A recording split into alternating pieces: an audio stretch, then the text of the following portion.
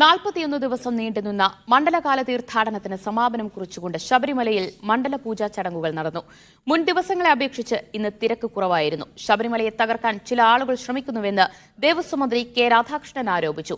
വരുമാനത്തിൽ ഇത്തവണ സർവകാല റെക്കോർഡ് രേഖപ്പെടുത്തിയെന്ന് Devaswom board president PS Prashanth പറഞ്ഞു. തീർത്ഥാടന കാലത്ത് തുടക്കത്തിൽ കണ്ട തിരക്ക് ഇന്ന് സന്നിധാനത്തില്ല. ചില ദിവസങ്ങളിലെ അനിയന്ത്രിതമായ തിരക്കൊഴിച്ചു നിർത്തിയാൽ ദർശനം സുഗമമായിരുന്നു. എന്നാൽ ശബരിമലയെ തകർക്കാനുള്ള ബോധപൂർവമായ ശ്രമങ്ങൾ ഉണ്ടാകുന്നതായി ദേവസ്വം മന്ത്രി കെ രാധാകൃഷ്ണൻ. ക്യൂ കോംപ്ലക്സ് ഉപയോഗിക്കാതെ തീർത്ഥാടകരെ കടത്തിവിടാനുള്ള പരീക്ഷണം 30-31 തീയതികളിൽ നടത്തുമെന്നും മന്ത്രി വ്യക്തമാക്കി. ഈ തീർത്ഥാടന കേന്ദ്രത്തെ തകർക്കുക എന്നുള്ള ലക്ഷ്യം വെച്ചുകൊണ്ട് ചില ആളുകൾ പ്രവർത്തിക്കുന്നു. വെസ്റ്റഡ് ഇൻട്രസ്റ്റ് ആയിരിക്കും, ഏതൊക്കെയാണെങ്കിലും പല കാര്യങ്ങളുണ്ട്.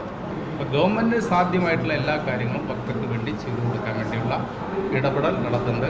അതേസമയം ശബരിമലയിൽ റെക്കോർഡ് വരുമാനമെന്ന് ദേവസ്വം ബോർഡ് 241,21,711 രൂപ വരും. ഇന്നലത്തെ വരെയുള്ള ആകെ 39 ദിവസത്തെ വരുമാനം.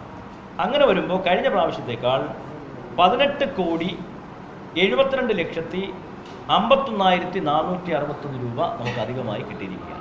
തീർത്ഥാടന കാലത്തിന്റെ ആദ്യഘട്ടത്തിന് പരിസമാപ്തി.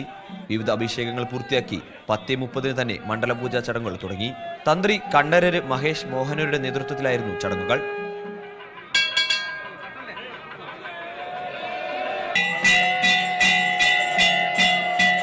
നാഗാലാൻഡ് ഗവർണർ ഉൾപ്പെടെ പ്രമുഖർ ഇന്ന് സന്നിധാനത്തെത്തിയിരുന്നു. മകരവിളക്ക് മഹോത്സവത്തിനായി ജനുവരി 13 തിരുവാഭരണ ഘോഷയാത്ര പന്തളം കൊട്ടാരത്തിൽ നിന്നും പുറപ്പെടും. ജനുവരി 15 മകരവിളക്ക്. ആദ്യഘട്ടത്തിൽ കേട്ട പരാതികൾ പരിഹരിച്ച മകരവിളക്ക് മഹോത്സവ ദിവസങ്ങളിൽ സുഗമമായ ദർശനം ഒരുക്കാനുള്ള പരിശ്രമത്തിലാണ് പോലീസും ദേവസ്വം ബോർഡും. 1,00,000 തീർത്ഥാടകർ എത്തിയ ദിവസങ്ങളിലും അവസാന ഘട്ടത്തിൽ സുഗമമായ ദർശനം എടുക്കാൻ പോലീസിനെ കൊണ്ട് സാധിച്ചിട്ടുണ്ട്. ഇനി മകരവിളക്കിനായുള്ള കാത്തിരിപ്പ്. വിബി തടത്തിലിനൊപ്പം കെ അഖിൽ, മീഡിയ 1 സന്നിധാനം.